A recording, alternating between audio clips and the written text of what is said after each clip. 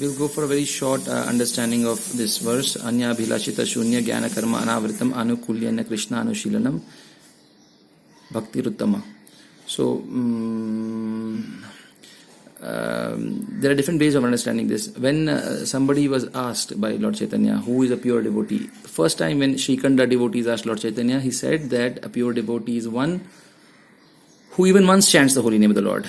And then next year when they asked him, he said a pure devotee is one who constantly chants the holy name of the Lord. So, and then next time when they asked, he said the pure devotee is one who chants the holy name of the Lord constantly actually. So from the first definition we can understand Anya Abhilashita Shunya or Uttama Bhakti from this angle. So we say that Anya Abhilashita Shunya means basically our abhilasha or our intention should be to please Krishna when we do bhakti. And even though we may have so many anarthas, our intention should be to please Krishna bhakti. So we should not have any abhilasha. We should not have money as an abhilasha for doing our devotional service. Of course, the anarthas, if left unweeded, because they are like weeds, then they can enter the abhilasha at that point. So what happens is, so imagine in the morning you're doing japa, so your abhilasha is very clear that I want to please Krishna. That's the whole goal of my life. I have many anarthas. I have lust, I have, false ego, and I want to attract other people and stuff like that. But I am doing japa just to please Krishna. So when you understand the bhakti, it's navvida bhakti. So every act of bhakti itself is a different act. It's not like a whole thing that when I came to ISKCON, my abhilasha is to please Krishna. It's not like that. It's like every single act of bhakti, like japa, kirtan. What is the abhilasha during that act of bhakti? That is very important because it is defining bhakti, uttama. And what is bhakti? Navvida bhakti. So while performing the navvida bhakti, what is our abhilasha? So imagine in the morning you're doing japa. So if your abhilasha is very pure, that I want to please Krishna, I want to remove all this name, fame, everything from my heart. Please Lord, please remove this, please remove this. So that is your abhilasha. Okay, and you're doing that. So you are Anya Abhilashita Shunya. So you get the complete benefit of that. So in the afternoon you start giving a lecture on Srimad Bhagavatam. And here your abhilasha, because of your anartha that you want name and fame, it has crept into your abhilasha. And now here at this point when you're giving bhakti, 50% of your whole abhilasha is that I want people to get pleased by this lecture. They should appreciate me from this lecture. So although this is an anartha, your abhilasha has also been affected by this anartha. So here the second problem is, unless the weeds are removed, and we unweed these things, the anarthas, very fast, then they will entangle your bhakti creeper itself and your abhilasha will get choked. So it's not, we should not really take a very nice and happy stand saying that, oh, my abhilashas are very clear that I have just come here with the whole intention of serving Krishna. So although I have many anarthas, no problem. So that's right, but you have to think about that. Then jnana karma anavritam means your process of bhakti should not be tinged with any form of jnana or any form of karma. Like it should be pure devotion, navidhi bhakti, and not like any jnana yoga, karma yoga and stuff like that. And anukulana Krishna, it should be favorably done. And Krishna Anushilanam. So another thing is, it should be directed, your emotions and your service, both these things should be directed towards Krishna, the two-handed form of Lord Krishna. Basically Prabhupada says, Manmana Bhavu Mad Bhakto Madhyaji. He says the whole thing is done for two-handed form of Lord Krishna. So it is Krishna Anushilanam, not anybody else. So here is one small short thing. Now we'll go for the deeper, a different way of understanding Anya Abhilashita Shunya. So Bhakti Vinod Thakur gives explanation of jnana and karma, and he goes in one of his explanations, not probably for this verse, but in some place he just gives a very nice explanation of jnana and karma, and he says jnana means, the whole idea of karma means one wants to enjoy these material facilities, like he wants to have, it is done for some gain, he wants pleasure, he wants ananda, and because of that he is doing karma. The whole idea of karma is to get some pleasure. And the pleasure could be money, it could be wealth, it could be the opposite sex, it could be also ego, like to be controller, to be a manager, to be a very powerful person. So all this karma kandik, karma mishra bhakti. The problem of karma is that when you're doing any kind of devotional activities with karma, with the intention of getting pleasure or gain from that activity, that is also known as karma. So ultimately that karma kanda, if you see pure karma kanda, it goes up to heavenly planet, which is the highest pinnacle. the epitome of the greatest amount of pleasure that is possible, like that is all amount of sense pleasure, controllership, like king of heavenly planets, Indra, complete controllership, complete pleasure, complete enjoyment, complete wealth. So all this is the pinnacle of that is actually in the Karma Kanda section, when you actually gain the highest amount of pleasures. So that is Karma Mishra Bhakti, when you do devotional activities with the intention to get pleasure or to get some gain. That is Karma Mishra Bhakti.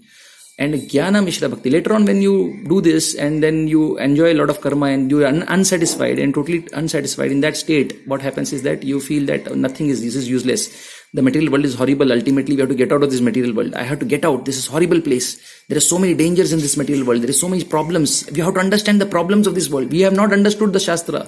We have not gone deep into the Shastra. We have to understand how horrible this world is. So with the whole intention of getting out of this material world, basically getting out of any sort of pain, like any sort of pain. When a devotion has got a mixture, when you do devotion with a mixture to get out of pain, ultimately epitomized by the Gyanis who want to, ultimately get out of all sorts of pain and attain mukti, or merging into the ultimate blissful existence of the Lord and get out of this pain. So getting out of the pain or avoiding pain is all a part of Jnana. So when you do devotion, I want to get out of this world.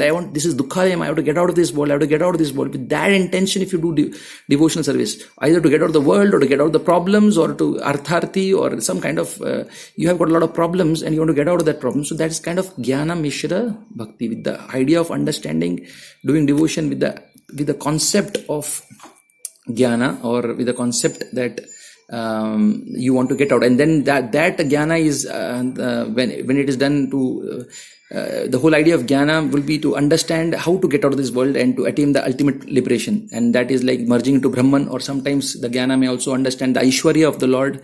And because the Brahman, which is when is uncovered by Yogamaya, it becomes like it has got, when it is completely covered by Yogamaya, it's Golok Vrindavan. When it is less covered, then it becomes Vaikunta, where the opulences of the Lord are known. And when it is still less covered, it is Dwarka. And then when it's it's more covered, it's Dwarka. And then when it's fully covered, it's Golok Vrindavan. When it's completely uncovered, it's Brahman, like basically speaking. When all the opulences, everything is non-different from everything else. Krishna's name is non-different from him. His body is non-different from him. So the whole idea of jnana is to get out, and mostly people have an Aishwarya. They want to go to the Aishwarya because they're already frustrated with the material world. They want to go to that Brahman or into a Vaikunta planet, or of course Vaikunta planet is pure devotional service, no doubt about it. But in a with the Aishwarya kind of understanding. So the point of jnana is to get out of pain, and point of karma is to get gain. So bhukti and mukti. So whole idea of devotional service is, one is done with the Mishra idea of getting, devotion is done with an idea of gaining some sort of material gain by devotional service. So that is Karma Mishra Bhakti. The purpose behind karma, or the why people go for karma kandic type kind of stuff, is they want to get some pleasure. And so therefore any devotional activities when is mixed with karma becomes Karma Mishra Bhakti, and anything which is mixed with jnana, or idea of getting out of this world and getting out of pain to the slightest possible way, like where you want to say that we want to get out of the pain, with that idea which is done, that is Jnana Mishra Bhakti basically. So Jnana Karma Anavritam also means that a devotion service shouldn't be performed not to get out of any sort of pain or to get any sort of gain. From this we can understand when a pure devotee like Draupadi or Gajendra, we should not misjudge them in that sense. They are doing some kind of Jnana Mishra Bhakti or something. When Draupadi is calling out to Krishna to get out of pain, you should not mix that, because they are Nitya Siddha Mahabhagavats. So when Draupadi is calling out, her whole intention is not to call out so that she gets out of pain. She wants to, because Krishna likes to be a hero, her whole intention is that Krishna should become a hero.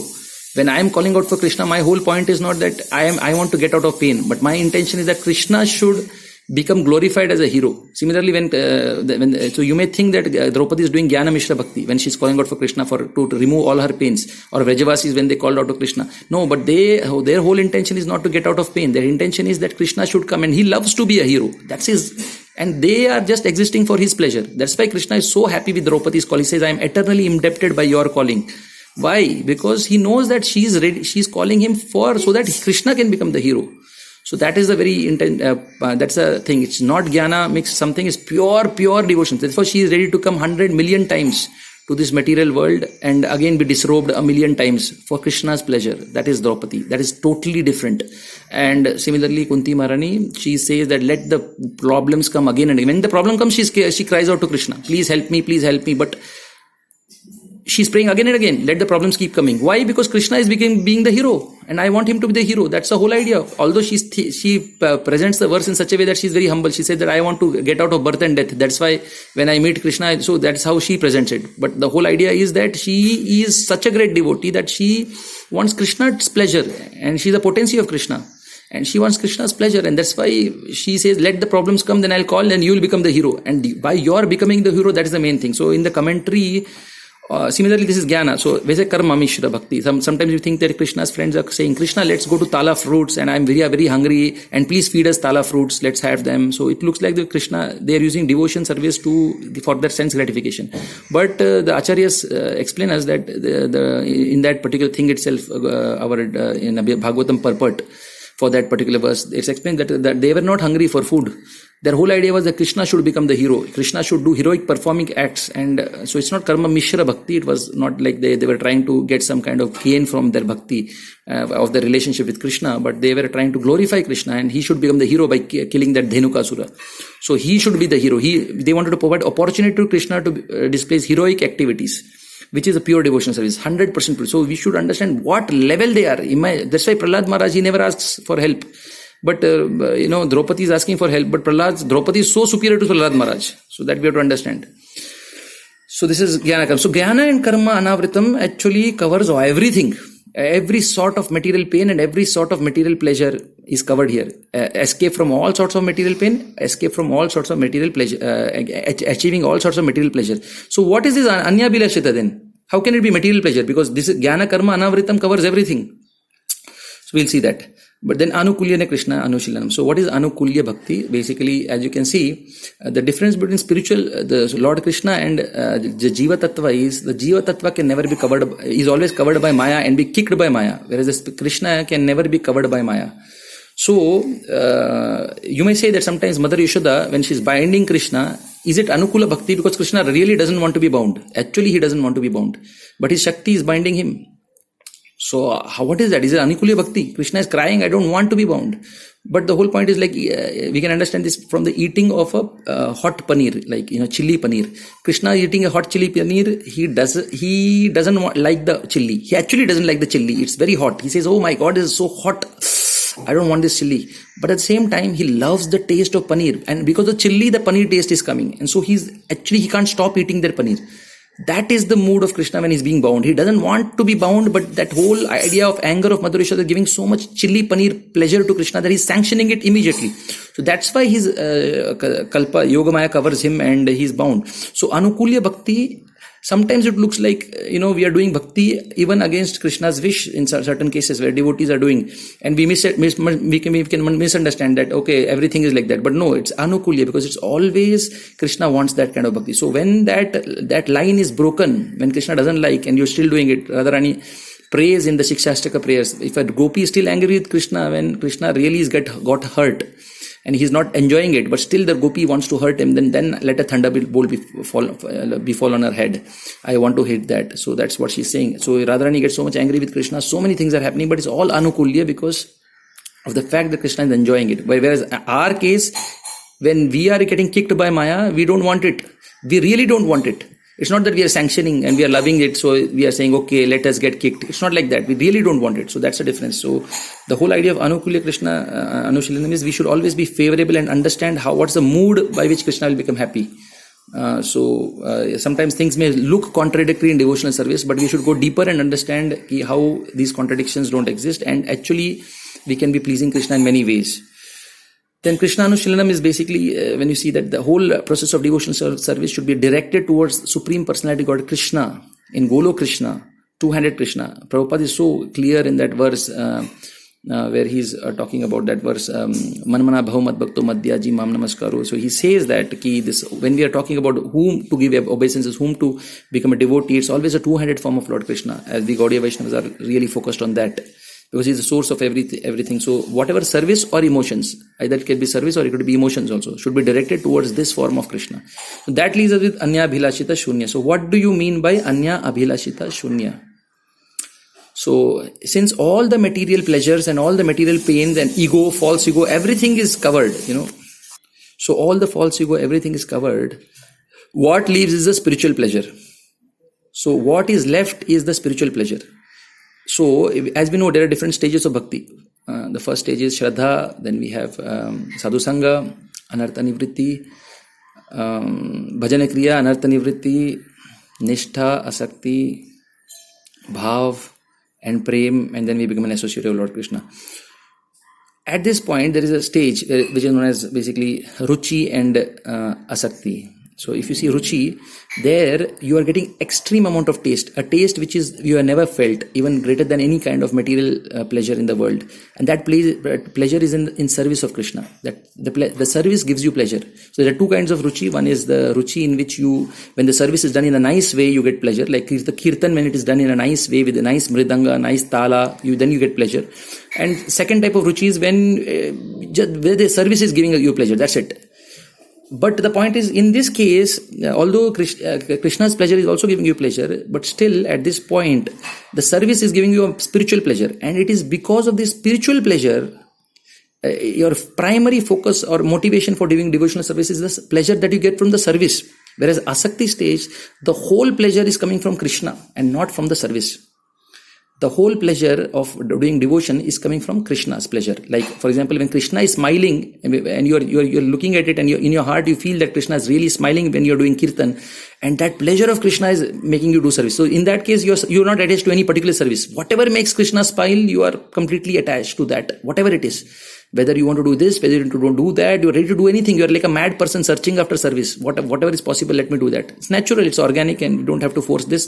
It's not a suggestion to that we should force devotee to do a particular service, or devotees should feel bad that they are attached to a service. No, we are not saying that. But at an advanced stage of devotional service, when you become pure devotee, your happiness is based on Krishna's happiness. Just like a hand is happy when the stomach is happy. So that is, when that level comes, Asakti level comes, that is the Anya Abhilashita Shunya. Till the Asakti, when you are still in the Ruchi stage, you service is giving you pleasure. So that is the problem. And in Asakti level, it is Krishna's pleasure that is giving you pleasure. And because in the spiritual world, the soul, the whole idea of existence of spiritual world is, the soul is happy when Krishna is happy. Whatever interactions among all each other residents of spiritual world, whatever services, everything is based on the singular fact that their happiness is not individual. They're not getting happiness from one another. They're getting happiness through Krishna. They please each other so that Krishna is pleased. And so every single activity, even breathing, everything is done so that for Krishna is pleased, and from Krishna's pleasure I should get pleasure. So that when the soul, the whole idea of material world is ahankara. We are getting pleasure from the ahankara layer. When we interact with other souls, we are getting the pleasure from the ahankara layer. The Ladini Shakti flows from the ahankara layer. That Ladini Shakti flows from Krishna's layer. Krishna is connected to us, and we are happy by Krishna's pleasure in spiritual world. So the moment we are reinstated in that original constitutional position of our being happy by Krishna's happiness, we become a pure devotee, and it becomes Uttama Bhakti. Anya Abhilashata Shunya is fulfilled at this point of time. So let us take a Prabhupada's quote which can explain this thing. So, Srila Prabhupada's quote here, we can see Srila Prabhupada's quote here. Srila Prabhupada, yes, everyone is asking, please help me to get this burden on my head. Everyone is asking. Krishna mantra means asking nothing from Krishna, but only praying. Please engage in me in your service. This is Hare Krishna. Let me just read it from outside. This is Hare Krishna. So let me engage whatever service he likes. I don't dictate that give me this service. That is also sense gratification. So here is clearly a stage of Ruchi is mentioned here, where you are getting pleasure from the service itself, and specifically when the service is done in a nice way, then you get pleasure from the service. So I don't dictate that give me this service. So he's attached to the service. A Mridanga player or a singer is attached to a particular way of singing, or a Bhagavatam lecturer or a manager in a temple is attached to his way of doing service. And the service is giving him pleasure, specifically, and probably not for a manager, but generally for kirtaniyas or Bhagavad Kathakars. It's a very special ruchi that they get. They get real ruchi, and when it's done in a nice way, that's a really powerful thing. So I don't dictate that give me this service. That is also sense gratification. So Prabhupada calls it, it's a very heavy word, sense gratification. So as soon as I'll say that engage me in this type of service, that is also sense gratification. When one surrenders fully that engage me in your service in whatever way you like, that is pure devotion. You cannot dictate Krishna because he wants sarva dharman. First of all, surrender, then I will give you. I will allocate what kind of service you can do, sarva dharman. But if I dictate to Krishna, will be all right, then again you will become unhappy. Please don't dictate to Krishna. Be dictated, that is happiness. But everyone is dictating, please give me this, or give me this, or give me that, or give me that. So he's talking to, so why should you dictate to Krishna? As soon as I dictate, that is my sense gratification. So you are getting pleasure from that particular service. That is my sense gratification. This is not pure devotion. And anya bhilashita shunyam. Bhakti Rasamrita Sindhu 1.1.1. So make zero all your desires. So basically Prabhupada is very, very, very clearly quoting in this thing that in the Ruchi stage, there is no anya bhilashita shunya actually, because there is still a tinge of abhilasha or sense gratification there, that you want to get pleasure from Krishna. Actually, I heard from one of the Vyasas, and I think maybe from one of the senior devotees of Srila Prabhupada, that even in Vaikuntha, the whole idea is that Krishna exists in Vaikuntha to give pleasure to the residents of Vaikuntha. But in Goloka, the residents exist for Krishna's pleasure. So here we can see the whole idea of Ruchi is in a very high stage. We should not demean people in Ruchi stage. So we should not say that they are sense gratifiers or something like that. That is definitely very, very bad if you think like that. But the whole idea of this whole concept, when you are reinstated in your original constitutional position, that you are happy from Krishna's happiness, not from from any kind of happiness, like from the process or some kind of thing. So when the soul is reinstated in that position, that only Krishna's pleasure is giving him pleasure, not from some other source. Any kind of other source, when it starts giving pleasure other than Krishna's pleasure, even if it's a process of devotional service, because the process is giving you separate pleasure from Krishna's pleasure. So that is a Ruchi stage. Whereas Asakti stage, only pure Krishna's pleasure is giving you pleasure. So that part, because see, Jnana Karma Navritam is already covering everything else. Any sort of material pain, relief from any sort of material pain, and attempt to get any sort of material gain. Everything is covered in that. There is nothing left. All sorts of material pain and pleasures are covered in that. So what is left? Spiritual pleasure. And what is the spiritual pleasure? That spiritual pleasure is the pleasure of Ruchi that you get from the service of Lord Krishna. So when that is overcome, when that is like literally, when you reach that stage where Asakti stage, that you can say that you become a pure devotee, like in the sense you have nothing of your own. It's all about Krishna. When Krishna is happy, you are happy. When Krishna is not happy, you're not happy. So that's a constitutional position. So that's why at that point it's immediately Uttama Bhakti, it's immediately spiritual world Bhakti, whatever you can say. Then of course there are Bhava stages and so many other stages. That's an intensification, that's all. But basically from the principles, by speaking of principles, you are already situated in the constitutional way of getting pleasure, which is like the pleasure of the stomach is giving me the pleasure. So basically, if you see the Ruchi stage and all these stages, like let's just have a look at this now, for example. So you can see an example of Sakama Karma Yoga Mishra Bhakti or Nishkama Karma Yoga Mishra Bhakti, Jnana Mishra Bhakti, and how they transition smoothly into the different levels of pure devotional service like Asakti. As you know, the lowest in the material world is the highest in spiritual world. So in terms of matter, it's exactly different. Like for example, in the material world, Swakhya or married life is considered good, and worse than that is Parakhya. But in spiritual, Parakhya is better. So in the sense that reflection in the spiritual world is ulta, like the highest in the spiritual world becomes the lowest in the material world. It's inverted tree. So in the same thing, Sakama Karma Yoga Mishra Bhakti is lower than Nishkama Karma Yoga Bhakti, which is higher than Jnana Bhakti. But it's exactly opposite when it goes. What happens is Sakama Karma Yoga Bhakti gets into Asakti, which is the highest stage. And Nishkama Karma Yoga Bhakti only goes into Ruchi stage. And Jnana Bhakti goes into Nishta stage. How it happens is basically something like this. For example, if you're playing Mridanga, okay, Sakama Karma Yoga Bhakti, when he's playing Mridanga, the whole idea is that I should get appreciation from all the people in this world. Like, maybe Mataji or a Prabhuji or somebody should appreciate me. So 50% of the whole idea is like appreciation, 50% for Krishna or whatever percentage, 10, 20, 30, 40, whatever. So it's always mixed with either he does a little bit for Krishna, a little bit for his own, like he wants appreciation from others. Now this thing transforms when it transforms. So what he's doing, he's doing the bhakti for himself, for his pleasure. He's doing the bhakti for his pleasure. Okay, so that people appreciate him. So he's using bhakti for his own pleasure. So he's using the process of bhakti for his own pleasure. So when that thing changes, and he does bhakti for Krishna's pleasure.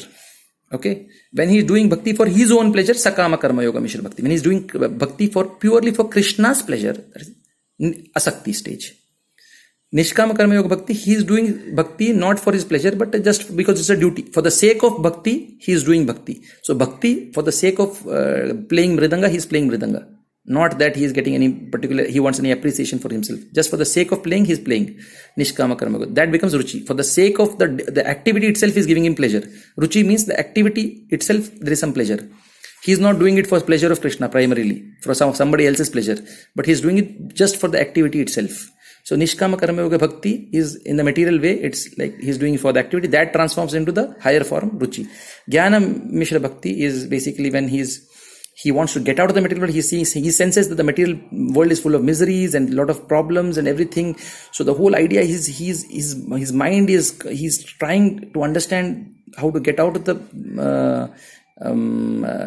basically the. So Jnana Mishra Bhakti is like he has a very, very sound philosophy. He's trying to go deep into the Shastras, trying to understand how this world is Maya, everything.